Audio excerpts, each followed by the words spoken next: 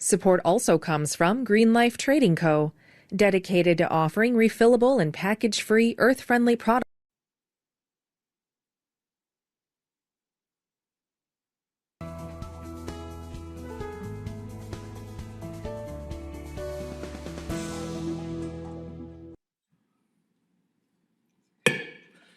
It's 5 o'clock, and I will call the meeting or Public Works meeting to order. Start with the roll call. Alder Borse. Here. Alder Menzer. Glad to be here. Alder Kelly. Here. Alder Glad to Heidman. be here too.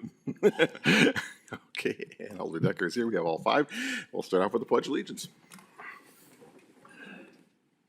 I pledge allegiance to the flag of the United States of America and to the republic for which it stands, one nation, under God, indivisible, with liberty and justice for all. Alrighty, we'll start out with number 4, approval of minutes from the May 11th Public Works meeting. Anyone have any comments on those? Move to approve. Second. Motion's made by Menzer, seconded by Kelly. All in favor? Aye. Any opposed? Chair votes aye. They are approved. Okay, number 5, public comment. Does anyone here speak on public comment, any items on the agenda today?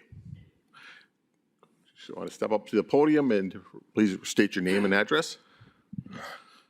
Good afternoon. My name is Robert Lyons. I live at 2746 North 29th Street.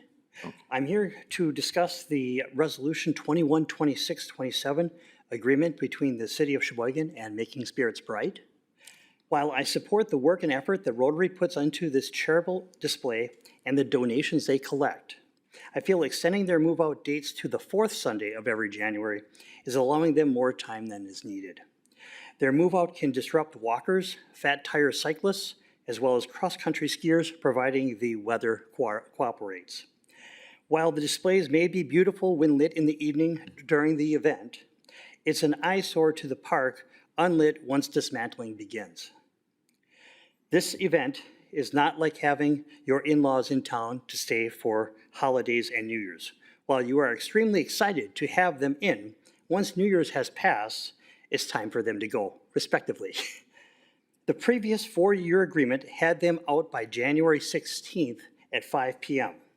The event and the displays have increased in size, and I feel a little more time is needed to assist them in their move-out. Allowing Making Spirits Bright to move their exit date to January 21st at 5 p.m. would allow them an extra 5 days needed and free the park earlier from displays and the added vehicular traffic for the park users. A few items needing to be addressed would be the use of the paint on the blacktop and pavered bricks to mark most of the locations of the park displays. While the current blacktop has been in need of repair for many years and may not be that large of an issue, the Department of Public Works has a bid out for repair and replacement of the blacktop in Evergreen Park currently. This repair could cost the city anywhere from $250,000 and up, is much needed for the safety of the park users. Once this repair has been completed, it would be shameful to paint lines on this freshly blacktop surface, especially at the cost to the city and its taxpayers. Keep in mind, Evergreen Park is open to the public from 4 a.m. to 10 p.m., 365 days a year. It is only closed for vehicular traffic from October 15th to May 15th. Thank you for consideration. Appreciate it. Thank you. Anyone else wishing to be heard? Alrighty, we'll move on to item number 6, resolution number 212627 by Alderpersons Decker and Kelly, authorizing the appropriate city officials to enter into an agreement with Making Spirits Bright Incorporated for the use of Evergreen Park and the Quarry View Center for the annual Making Spirits Bright drive-through holiday lights display. Who wants to take this? Director Peterson. Oh, no, I'm sorry. That's me. I'm sorry. Bounce around. Attorney Majerus. The agreement before you replaces the previous 5-year agreement with Making Spirits Bright. This is, as you know, is a very long-standing tradition within the community. The person who spoke during public comment asked about permanent painting on pavement. I believe that would be covered under the damages provision within this contract, which requires Making Spirits Bright to repay the city for actual costs to repair damage. So they should not be making any permanent modifications to newly paved areas. But otherwise, to my knowledge, this program has not been a source of conflict or complaint among city staff. It's very well received by the community, and the Making Spirits Bright organization has reviewed this agreement and not suggested any changes. So that tells me that they appreciate the additional time afforded for takedown, and that the rest of the provisions are fair to them and their operations. Okay, thank you. Comments from the committee at all? Alder Menzer, right? There you go. Thank you, Chair. I appreciate Mr. Lyons coming up and making a comment and bringing that point to my attention. Again, I did read the document, of course, and I do agree that it is a longstanding tradition and we enjoy it. I do also see your point and liked your analogy. At some point, we are ready to move on in January, putting away our decorations. A lot of people leave them up way too long, I have to say. I wish there was maybe a ordinance for that. But we're not talking about that. We're talking about Evergreen Park. And so, again, I see your point. I agree that maybe it's long, but with Wisconsin weather as it is, there could be severe cases where it's very difficult for the company and the people involved to come out and take things down safely. I think it might behoove the city to allow them extra time because of that. And unfortunately, I think it is what it is. And as far as the paint goes, I'm sure it's not a permanent paint. I'm sure they're not going to do that. It's probably going to wash away eventually, but I do understand as well your concern there, and nor would I want something permanent on there. So I think that hopefully will be addressed, and if not, I'm sure we'll revisit any details like that. So thank you again, Mr. Lyons. Okay. I guess I would like to also add on to that, where I agree with Alder Menzer on that. I think that, I think the Making Spirits Right people are generally, they want to get it done and out of there. They're not dragging their feet there. They're in there right away the day after, and I think with weather, I think that's the biggest concern is that, if we put them in a hard deadline, too early and they're scrambling to get it done and the weather is not cooperating with them and they're not able to get it out. I think that this way they don't have to sit and come to us and say, hey, we need some more time to get out this year because we're, but I think that giving them that little extra time just in case, because I don't think that they've ever really, like I said, I've ever seen them dragging their feet. They're trying to get out of there because they want to get it done too. So I agree with Alder Menzer on that. Alder Kelly.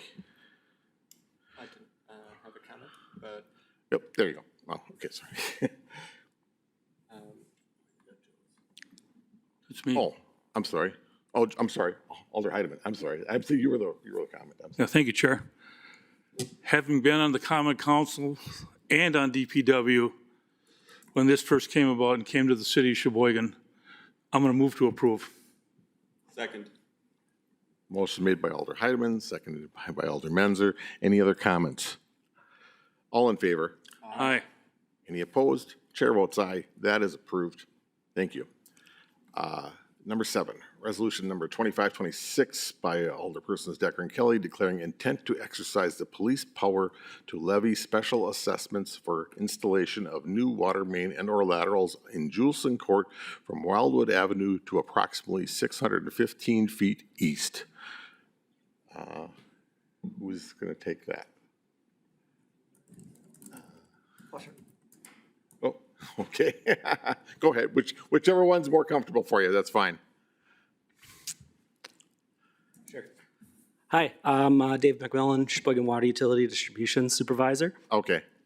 So the project is going to eliminate 2 dead-end water mains, one on Juleston Court, one in Wildwood Avenue. It's going to interconnect them, which will stabilize and build the system and improve flows in the commercial area, or commercial industrial area, and also improve pressures. So it's going to loop everything together, add some redundancy. If there's a main break on one or the other, we can isolate it, feed from the other direction, overall just strengthen the system. Okay. I guess I have one quick question, not for, I don't know if it's for you or for Engineer Jump.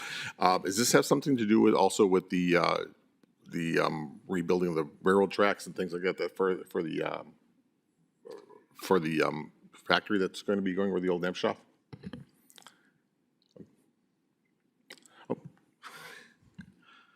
Okay. I don't think this is directly related to that.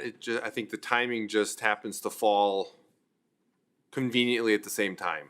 Okay. But it's not a direct reflection or direct result of the other work we're doing down there. Okay. Thank you. Thank you. Any other comments from the rest of the committee? Okay. Looking for a motion. Move to approve. Motion's been made by Alder Kelly, seconded by Alder Borse. Any other discussion? All in favor? Aye. Any opposed? Chair votes aye. That's approved. Okay. All righty. Let's go to number 8. Item number 8, 26, 26, 27 by Alderpersons Decker and Kelly, authorizing the appropriate city officials to enter contract with Clunk Masonry for improvements to the concrete areas within City Green to improve ADA accessibility. Director Peterson? There we go. Yes, thank you. So currently at the southwest corner of City Green, there's an area where there is concrete slabs that have been used to have dumpsters on it, and then also ADA and portable facilities during the festival season. The concrete is deteriorated, it's sloped, it's settled, it's not, the slope is significant, it's not ADA standards, up to standards. And what we are proposing to do is to redo that southwest corner where it would allow for ADA compliant approaches and slope for facilities. And then also it would include the addition of a seating area that would also allow for wheelchairs to be able to be seated closer to the sidewalk, so where there isn't any of that within the green area itself. So we went out, we got 3 different bids. Obviously, Clunk Masonry came in at the low, and they would be able to work with us on the timing on this.